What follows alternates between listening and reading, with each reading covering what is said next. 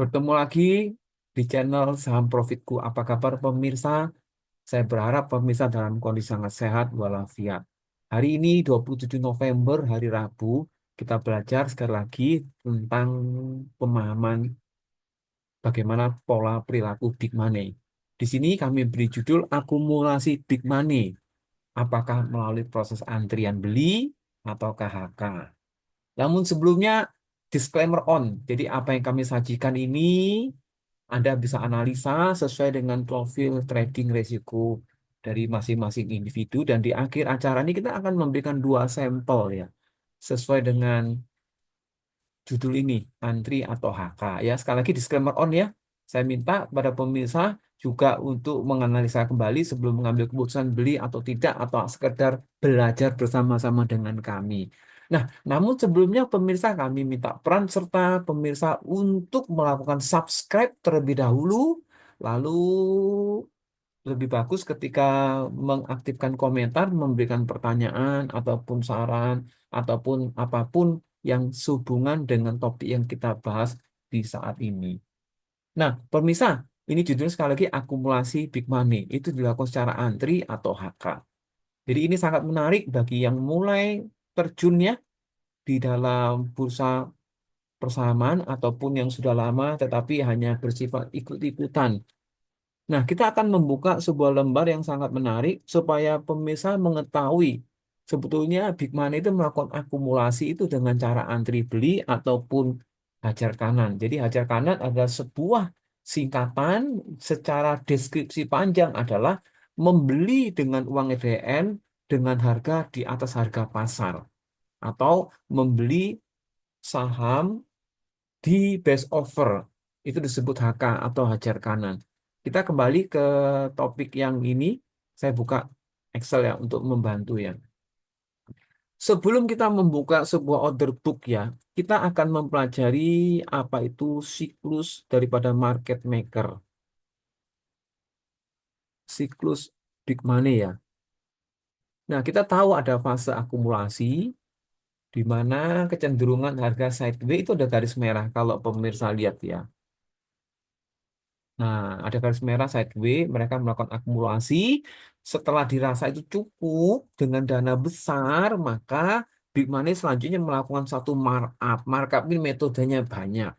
Bisa melalui good news, ya, bisa melalui istilahnya itu mereka average up, membeli dengan harga yang lebih banyak agar harga over itu sedikit demi sedikit berkurang agar harga over itu papan demi papan itu lenyap. Nah, tentunya proses akumulasi yang cukup besar, cukup banyak, akan menyisakan antrian jual yang sangat sedikit. Itu mudah sekali oleh Big Money melakukan markup. Nah, setelah di markup, biasanya Big Money juga mempertimbangkan kolom bid atau antrian beli itu terisi oleh para retail. Ketika terisi oleh para retail, maka misi daripada Big Money itu sebagian besar sebetulnya sudah terselesaikan dan ada fase distribusi. Nah, setelah fase distribusi di mana Big Money membuang barang ya di harga tinggi, tentu yang membeli adalah retail-retail yang FOMO, retail-retail yang spekulasi atau ikut-ikutan. Nah, tentu ketika terjadi distribusi itu sudah pasti akan diikuti dengan fase markdown. Nah, kita kembali ke order book sesungguhnya. Pemirsa, Anda melihat di sini memang sengaja. Sebelumnya kami bahas ini last price-nya 100 dan ini harga pasar 100 berada di kolom over. 100 ini kami beri tanda warna biru ya. Kalau merah ini di bawah daripada harga pasar, kalau hijau di atas harga pasar, sedangkan biru adalah harga pembukaan. Sebetulnya para retail ya, ketika melihat situasi seperti ini, retail yang pertama adalah retail punya dana dan dia ingin masuk ke pasar trading. Kira-kira ini menarik tidak bagi retail? Retail yang belum memiliki stok ketika masuk ke sebuah emiten dengan gambaran order book yang antrian belinya tidak ada sama sekali, tentu retail tidak tertarik. Retail akan tertarik ketika dalam order book itu memiliki antrian beli, seperti contohnya di sini. Sebentar, ini mengganggu ya. Nah, contohnya seperti ini ya. Kita perhatikan kolom order book saja. Ini saya tutup. Nah, para retail itu justru lebih tertarik ketika mau membeli sebuah emiten itu dengan kondisi seperti ini daripada gambar yang seperti ini. Kita setuju ya. Nah, sebetulnya pemirsa, ketika Big Money itu tidak mengambil satu peran untuk masuk ke dalam sebuah emiten, sebetulnya yang terjadi adalah order punya akan tipis, kurus, kosong, akan sedikit gambarannya seperti ini. Yang terjadi apa, pemirsa? Ini tolong diperhatikan ya. Harga pasalnya 100 tidak ada match jual ataupun match beli. Dalam kondisi yang seperti ini, sebetulnya akan terjadi sebuah panic selling dari retail. Karena melihat antrian belinya tidak ada. Jadi pemirsa, sebetulnya para retail itu punya kebutuhan yang sangat mendesak. Ya mungkin jatuh tempo di hari Kamis, besok ya, sesuai dengan video dibuat tanggal 27 November ya. Retail itu punya beban yang cukup besar, mungkin bayar SPP, atau mungkin bayar cicilan kendaraan, atau mungkin ada debt collector untuk nagih pinjol. Ini mohon maaf, ini hanya study case saja. Mungkin perlu biaya perawatan, mungkin ingin perjalanan ini bayar hutang dan sebagainya. Akibatnya terjadi panic selling. Apa yang terjadi, pemirsa? Ketika tidak terjadi satu keseimbangan demand and supply, ini kami tampilkan foto ya. Ini harga turun. Nah, nah, jadi ini ya, dilihat yang paling atas ya, demand supply. Ketika supply-nya besar, harga itu pasti turun. Secara teoritis, ketika demand-nya besar, harga akan naik. Ketika supply-nya besar, harga akan turun. Jadi, gambar yang paling atas ini adalah supply-nya lebih besar daripada demand. Pasti harganya akan turun. Nah, kita kembali ke order book. Jadi sesuai dengan neraca yang pemirsa lihat, suplai besar harga akan turun. Itu pada kenyataannya memang terjadi.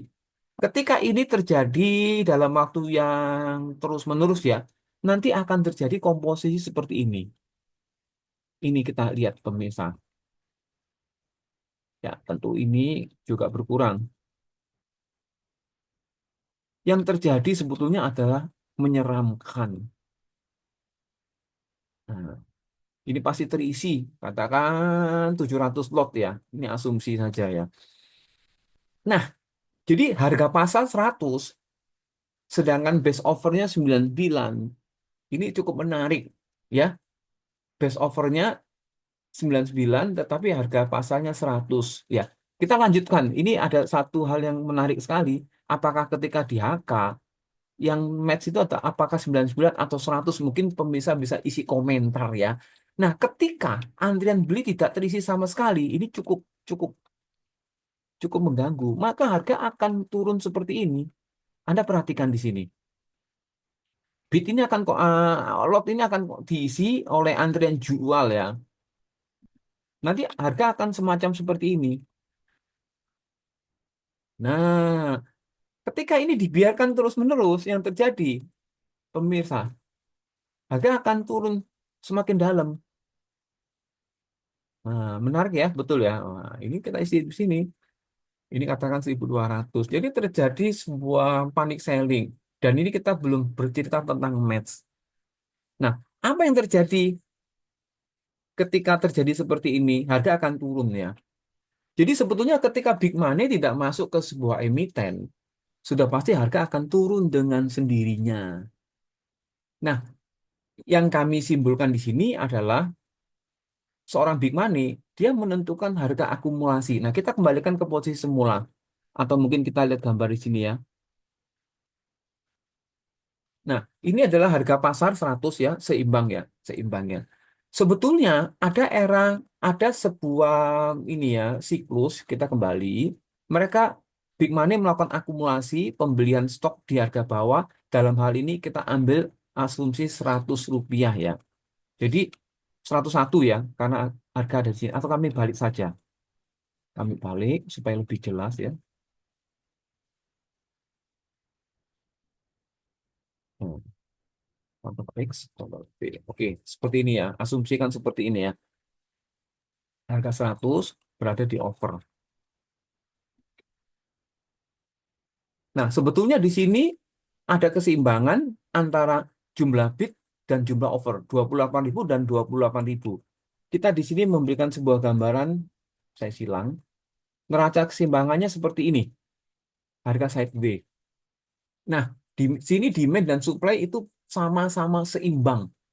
Maka terjadi sideways. Jadi disinilah Big Money melakukan perannya melakukan akumulasi di harga 100 dalam hal ini.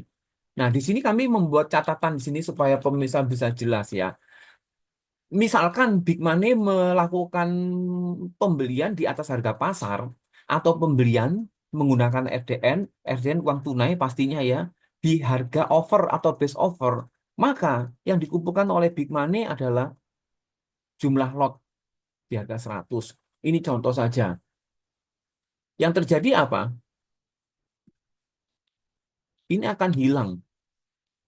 Ya, setuju ya, pemirsa. Dengan berkurangnya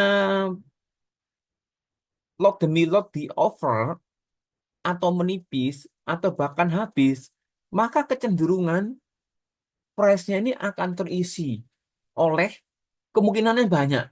Yang pertama, oleh retail-retail yang ingin membutuhkan uang segera. Ini mungkin diisi seperti ini, kemungkinan pertama ya, pemirsa ya. Atau kemungkinan kedua, ada antrian beli yang menempati papan kosong di angka 100.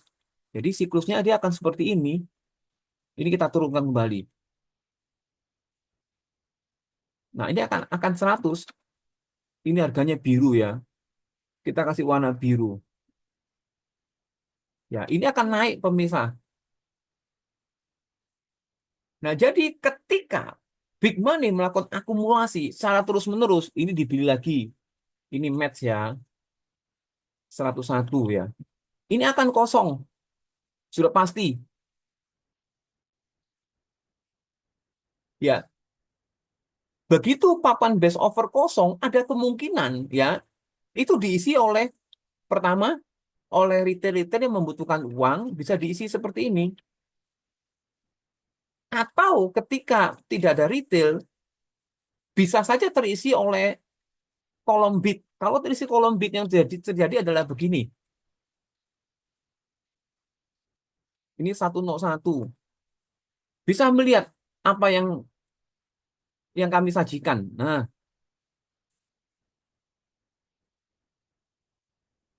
warnanya kurang hijau. Kita santai saja ya, anggap aja belajar. Saya juga sama-sama belajar, kita sama-sama belajar supaya kita terminimalisasi.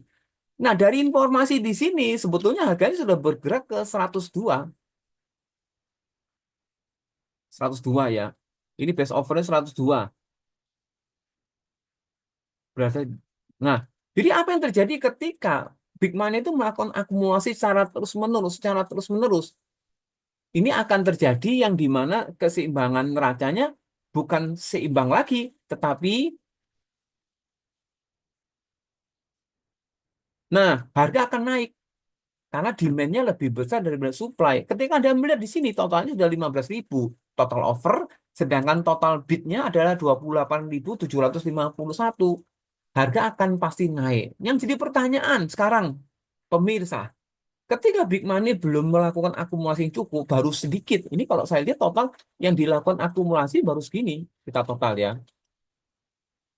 Suasana di tempat saya sekarang sedang hujan. Apakah di pemirsa juga hujan? Nah, jadi belum terlalu banyak akumulasi ternyata harga bergerak naik.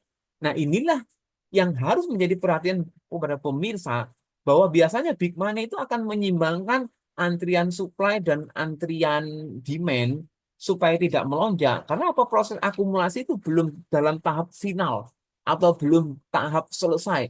Jadi big money itu akan memberikan pagar batas supaya overnya itu tidak berkurang menjadi 15.000 tetapi memiliki keseimbangan. Nah, ini kami redo itu istilah Excel itu di undo lah, undo dikembalikan posisi semula ya. Nah, ini posisi semula sebelum kami edit. Nah, jadi pemirsa akan kelihatan bahwa demand supply-nya itu seimbang. Ya, kita sekarang masuk lagi. Ketika terjadi sebuah HK, 928.000 itu masuk masuk ya di harga 100. Ini pasti akan kosong. Apa yang terjadi, Bapak dan Ibu? Ini pasti akan diisi oleh para retail. Retail yang mempunyai kebutuhan dana darurat karena menggunakan mungkin uang panas atau uang pinjaman, uang hutang atau uang apa. Nah, ini kita input, misalkan seperti ini. Setelah itu, maka Big Money ini akan masukkan angka uang ini versi warna merah ya. Ulangi, warna merah. Ini diartikan berkurang, akan dimasukkan ke bisa papan 3, papan 4, bisa papan berapapun. Akhirnya 92 ditambah ini ketemu katakan 13.000 lah. Jadi ketika seorang big money sudah mendapatkan sedikit demi sedikit 9.000 lot, contohnya ya, maka 9.000 lot itu akan dimasukkan ke dalam antrian offer. Inilah yang kita sebut dengan fake offer. Ya, ini fake offer. Tujuannya apa? Supaya neraca keseimbangannya itu terjaga. Nah, seperti ini, tetap sideways. Ya, ada gambar pemahaman ya. Nah, fase akumulasi tetap terus dilakukan. Ini satu-satu nih. Tampilannya kita sesuaikan supaya sesuai dengan realita ya. Nah, yang berikutnya, Big Money tetap melakukan akumulasi di sini. Ini pasti akan habis. Ini akan diisi oleh retail contohnya. Dan Big Money akan melakukan satu ini take over 2761. Saya tambahkan di sini ya, mungkin papan nomor 5. Inilah yang membuat antrian over dengan antrian bidnya itu selalu seimbang. Nah, di dalam tahap-tahap tertentu, sehingga ketika terkumpul, asumsikan, ini kita bermain asumsi supaya analoginya jelas. 1 juta lot lah. Nah, baru di sini Big Money mulai melakukan satu penebalan dengan keuangan yang tidak terbatas. Ini kita anggap jumlah lotnya ratusan ribu ya. Sederhananya, gambarannya seperti ini. Semoga punya pemahaman yang baik dan bisa terhindar dari istilahnya itu faktor kerugian ya. Jadi, jadi coba diperhatikan. Jadi jumlah antrian bidnya lebih besar, ini harga cenderung akan naik. Nah, ini yang disebut fase markup. Nah, pemirsa, ketika terjadinya akumulasi secara terus-menerus ya melalui HK atau beli di harga over, ya ada kemungkinan Big Man itu mencabut take overnya sedikit demi sedikit supaya supaya antrian overnya itu berkurang. Karena kalau tidak berkurang nanti ketika Big Money melakukan markup dengan average up, ada kemungkinan dia akan membeli saham yang dipasang di antrian jual. Jadi begini, ada kemungkinan ketika dia tidak melakukan withdraw antrian over, ya, bisa kemungkinan dia ketika melakukan average up, dia akan memakan lot yang dipasang di antri jual oleh dirinya sendiri. Biasanya ini dikurangkan, kita kembalikan defaultnya ya. Nah, jadi dengan cara seperti ini, seorang big money akan melakukan satu markup, average up secara besar-besar ini dihabisi ya. Yang terjadi apa? Harganya akan naik. Nah, gambarannya seperti itu pemirsa. Dihabisi lagi ya tentu tujuannya adalah membuat markup. Ini dihabisi, dia terus, terus, terus. Nah, ini nanti akan terisi. Itu sebabnya kita tahu ketika kita bisa memahami pola pikir daripada big money, kita bisa mengikuti pola mereka. Ketika mereka akumulasi, kita akumulasi. Ketika mereka sudah melakukan distribusi, ini Anda harus perhatikan. Ketika dia sudah melakukan distribusi, dia pasti mendoli dengan markup dulu. Atau average up supaya harga naik dan dapat keuntungan. Di video kami sebelumnya, Anda bisa mempelajari bagaimana seorang big money, dia tidak mau rugi. Dia orientasinya ke profit. Karena apa? Ada biaya ini, itu, dan sebagainya. Anda bisa kembali ke video-video kami yang sebelumnya. Nah, Anda bisa melihat dalam hal ini saja sudah terjadi kenaikan 4%. Jadi harga pasalnya 104 ya. Nah, berada di kolom over tentunya. Ya, pemirsa ada gambaran jelas. Nanti kami tunjukkan sebetulnya ada dua emiten yang sideways ya, harga tidak kemana-mana, tetapi diakumulasi. Ada lagi sebuah emiten ya, yang ketika terjadi sebuah HK secara terus-menerus, harganya mulai bergerak naik. Tetapi sekali lagi disclaimer on, kami tidak mengajak Anda untuk membeli dua emiten ini ataupun menjual dua emiten ini. Kami hanya mengajak bagaimana pemirsa itu melihat pola perilaku daripada big money. Kita kembali ke gambar ini sebelum masuk ke contoh konkretnya.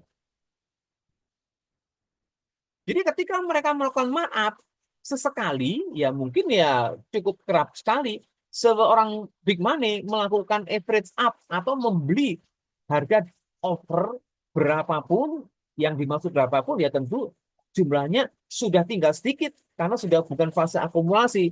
Harga akan naik dan disinilah terjadi fase distribusi. Nah, kita kembali ke sampling di sini. Ini kami kembali ke Broksam sekali lagi. Ini bukan ajakan membeli, bukan ajakan menjual. Disclaimer on ya. Tadi kita menyebutkan fase akumulasi. Nah, contohnya sekali lagi, emiten ini tidak kami sarankan untuk beli dan jual. Hanya sebagai contoh, Anda bisa melihat BGIK di grafik pertama. Ya, kita lihat ya. Itu harganya cenderung sideways, 85, 86, 84, 82, 83. Dia cenderung sideways, tidak kemana-mana. Sementara sebelum seperti di video sebelumnya kita bahas 2 hari terjadi akumulasi besaran-besaran, 3 hari akumulasi kecil, 2 hari akumulasi besar, 3 hari akumulasi kecil. Nah, dalam kurun periode 1 bulan maksudnya itu sudah terkumpul 70 miliar. Ini uangnya besar atau 8,37 juta lot. Anda bisa melihat ya, kami besarkan 2 hari terjadi akumulasi, 3 hari kecil, 2 hari akumulasi besar, 3 hari kecil, demikian seterusnya. Nah, inilah yang kami sebutkan dari contoh order book. Mengapa ketika terjadi sebuah harga secara terus-menerus ya, harga kok tidak naik itu tadi para big money melakukan take over tujuannya apa? Tujuan membuat take over agar neraca keseimbangannya itu tetap sideways. Loh ya, jelas. Apa jadinya ketika supply dihabisi oleh big money dalam fase akumulasi, ketika tidak diisi supply-nya, nanti dia cenderung turun seperti gambar ini. Ya, ada gambaran ya. Nah, contoh emiten kedua di mana terjadi akumulasi, papan over berkurang sedikit demi sedikit, atau mungkin disebut lenyap papan demi papan sehingga terjadi kenaikan harga. Nah, ini ada emiten MANG, disclaimer on. Tidak diajak Anda untuk membeli, juga tidak diajak Anda untuk menjual. Anda hanya menghubungkan apa yang kami jelaskan di fase akumulasi ini. Ketika fase akumulasi dirasa sudah cukup, atau fase akumulasi yang tidak diimbangi dengan memasang take over, maka harga cenderung naik. Ini kita lihat 11 November, kita besarkan dia pemirsa ya. Nah, ini ada kolom warna coklat. Kalau dari legendnya nih harga close atau penutupan, Anda bisa melihat bahwa tanggal 11, 115, 126, 138 ini harga naik. Kenapa naik? Yaitu tadi karena mungkin sudah fasenya distribusi, dilakukan sebuah markup atau average up, tetapi hasil pembelian lot karena average up di papan over itu tidak dipasangkan lagi ke antrian jual atau take over, maka harga akan cenderung naik. Ya, Anda sudah punya gambaran ya. Kita kembali lagi ke ini. Jadi dengan asumsi ketika seorang big money tidak menjaga keseimbangannya ini, demand lebih tinggi daripada supply ya, akibatnya harga akan naik. Sekali lagi, Bapak dan Ibu pemirsa, Anda kami minta peran untuk memberikan komentar ya tentang apa yang kami ulas. Selebihnya tidak ada metodologi yang 100% valid. Kami hanya mengedukasi pasar bagaimana supaya Anda punya pemahaman yang benar di pasar modal. Nah, sekali lagi ada beberapa kalimat yang disebutkan oleh beberapa rekan yang kami temui, mudah-mudahan harga naik. Nah, pemirsa, sebetulnya mudah-mudahan harga naik itu adalah kalimat yang salah. Harga mau naik ataupun harga mau turun, itu ada mekanismenya di mana harga itu adalah sebuah bilangan atau sebuah angka. Ketika mekanismenya papan over demi over itu berkurang atau lenyap papan demi papan dan tidak diisi lagi dalam bentuk fake over, sudah pasti harga itu akan menjulang, kecenderungan untuk naik lebih tinggi lagi. Demikian yang kami sampaikan, tentu banyak kekurangan dari kami. Kami akan memoles untuk memberikan terbaik untuk pemirsa. Sekali lagi disclaimer on, apa yang kami tampilkan dua emiten ini bukan ajakan membeli dan ajakan menjual. Ini hanya menghubungkan korelasi apa yang kami jelaskan di order book dengan kenyataan sebetulnya di lapangan. Sekali lagi, tetap ya berikan subscribe, komentar di channel kami agar channel kami bertumbuh dan salam cuan dari channel Saham Profitku.